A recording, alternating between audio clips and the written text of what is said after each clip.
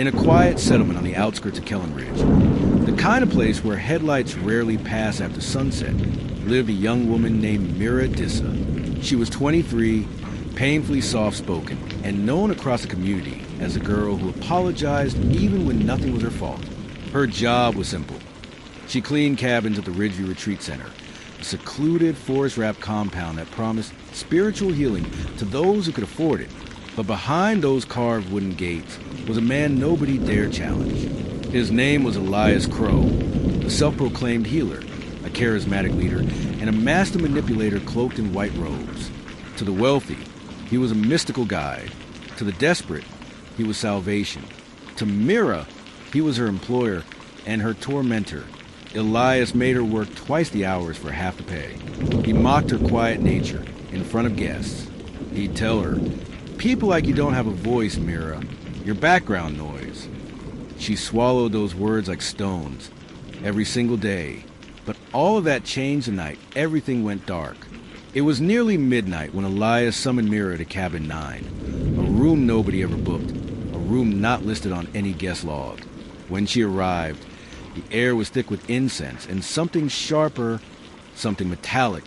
Elias stood over a man lying unconscious on a wooden slab. Strange symbols painted across his chest. Mira froze. Elias didn't even bother hiding what he was doing. "It's a cleansing ceremony," he said calmly, his voice rich with authority. "A spiritual release. You're here to assist." But Mira noticed what he didn't want her to see. The man's wrists were tied, his breathing shallow, and on the floor, a trail of blood led to the table.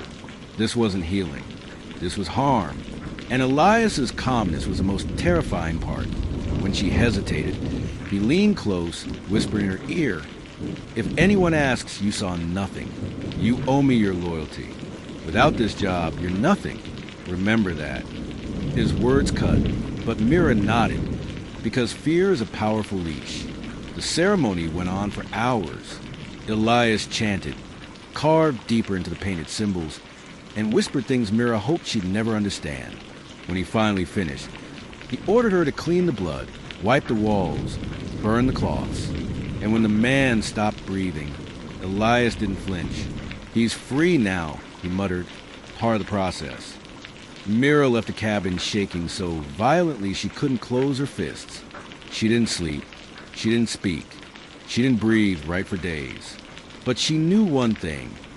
If she didn't do something, it would happen again. What she didn't know was that Elias had already planned another ceremony. 2 nights later, she overheard him on the phone. "The next subject arrives tomorrow. Same procedure." The next subject. That was the moment Mira Adisa stopped being background noise. She packed a small bag, walked 3 miles to the nearest town, and entered the police station with tears streaking down her face. But the officers had heard rumors about Elias Crowe for years, and none of them could touch him. He donated to campaigns. He hosted healing retreats for judges. He had influenced Mira, could never fight alone. At first, the officers brushed her off. "Are you sure you understood what you saw?" Maybe it was a ritual, not a crime. Without evidence, our hands are tied. The words echoed Elias's own, a reminder how small she was in a world run by powerful men. But then one detective stepped forward. An underdog, just like Mira. His name was Detective Jonah Keller. Young, overlooked, stuck on desk duty after a senior officer told him he wasn't tough enough for field work. When he heard Myra's trembling story, something inside him shifted. He believed her, and believing her changed everything. Jonah drove Mira back to Ridgeview under the cover of night. They hid near the tree line as they observed Cabin 9. That's when they heard it, chanting, muffled cries, and Elias's steady voice commanding the darkness. Jonah's jaw tightened. "We're going in." But breaking into the cabin wasn't an option. They needed proof that would stand up in court. So Jonah did something risky, career-ending, but necessary. He switched on his body cam, crept toward the cabin window, and caught everything.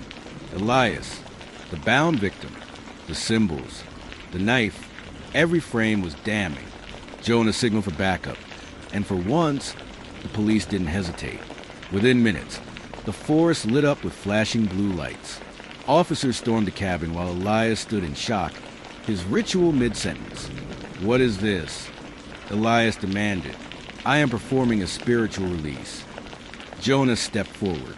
"No, you're committing murder." Elias laughed, actually laughed, and said, "You think anyone will believe your version over mine?" That was when Jonah played the footage. The moment the screen lit up, Elias's smirk faltered. By dawn, he was in handcuffs. The newspapers called Mira the whisper who roared. They called Jonah the detective who broke the silence. And for a brief moment, justice felt real. But justice rarely ends cleanly. 3 weeks after Elias's arrest, Mira received an anonymous envelope. No return address. No note. Just a single photograph, taken inside cabin 9. The photo showed another slab, another set of painted symbols, and a new name scrawled in black ink. Her name. Mira dropped the picture, her hands trembling. The message was clear. Elias hadn't acted alone.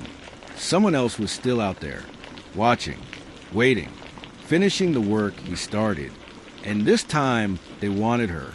The photograph burned itself into Myra's mind. She had thought Elias Crowe's arrest meant the nightmare was over. She had thought the danger had ended the moment those flashing lights cut through the forest.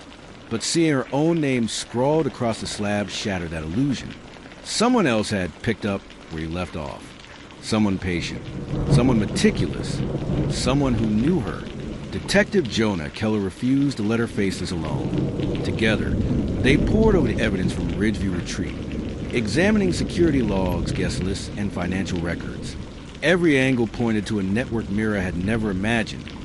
A group of followers Elias had trained in his so-called cleansing ceremonies, carefully hidden in plain sight. They weren't just spiritual devotees. They were operatives, ready to enforce his cruel vision. One lead came from an unlikely source, a former retreat participant who had escaped one of the ceremonies years earlier. Her testimony revealed the twisted pattern. Victims chosen for their vulnerability, rituals staged to maintain control, and a silent pledge among followers to carry on the ceremonies if their leader was incapacitated. This wasn't a single man's delusion. It was a system. With this information, Jonah and Mira orchestrated a sting. They created a fake booking at a nearby cabin and leaked the information online, knowing the group would take the bait. Hours later, they watched in the shadows as a vehicle pulled up under cover of darkness. 3 masked figures emerged, carrying ritual tools eerily similar to Elias's. Mira felt her pulse accelerate, but she didn't flinch. This time, officers wasn't alone. Swiftly. The masked followers scrambled, surprised by the sudden intrusion. One dropped a dagger. Another tried to flee, but Jonas was ready. "Correction, it's Jonah." Jonah intercepted, cuffing him mid-run. Mira recognized one of the figures instantly. It was a young man who had worked at Ridgeview under Elias, someone who had smiled at her with false charm while secretly terrorizing the guests. The final follower attempted to attack, chanting the same words Mira had heard during previous ceremony. Her instincts took over. She kicked the man's arm, sending his weapon clattering across the floor. An officer subdued him before he could reach her. Myra's hands trembled, but this time, it was not from fear. It was adrenaline and triumph. She had faced a continuation of Elias's horror and survived. She had helped end it. Once the chaos settled, the police combed through the cabin. They found equipment for rituals, ledgers documenting followers, and photos of past victims. Each piece of evidence was a nail in the coffin, not just for Elias, but for the network he had built. Mira provided statements, walked officers through the details only she could recall, and finally felt a sense of agency she had never had before. She wasn't the timid, dismissed worker anymore. She was a witness, a survivor, and a force that had stopped more violence. Elias, now behind bars, would face charges for multiple counts of manslaughter, assault, and conspiracy. His followers would face their own trials, dismantling a network that had operated under the guise of spiritual healing. Myra's bravery had not just exposed a criminal enterprise. It had saved lives. Yet, even as she walked away from the final arrest, a lingering unease remained. She knew human nature, and she knew devotion could be as dangerous as cruelty. The photograph had been a warning, and while the immediate threat was gone, someone, somewhere, could still carry forward the twisted rituals. Mira returned to her ordinary life, Cautious but stronger, she resumed work in the hospital, no longer the quiet underdog.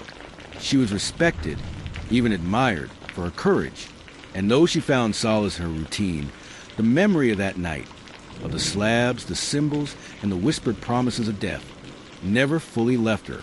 Detective Jonah Keller often checked in, assuring her that the investigation was ongoing.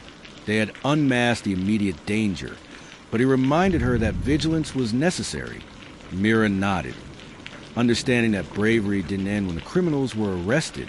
Sometimes it meant living with the memory of what she had seen and staying ready. Weeks later, as Mira walked to the hospital parking lot, a gust of wind blew across her face, carrying a whisper she couldn't place. Her eyes flicked to the shadows near the edge of the lot, but nothing was there. She shook her head, telling herself it was just nerves. And yet, in the distance, a faint symbol scratched into the dirt caught her eye. A small, claw-like mark that resembled the wolf-like insignia Elias had worn. It was subtle, almost imperceptible. But Mira noticed, and in that moment, she realized that while justice had been served, the story of the cleansing ceremonies was far from over. Someone had been watching her the entire time. Someone who had learned from Elias.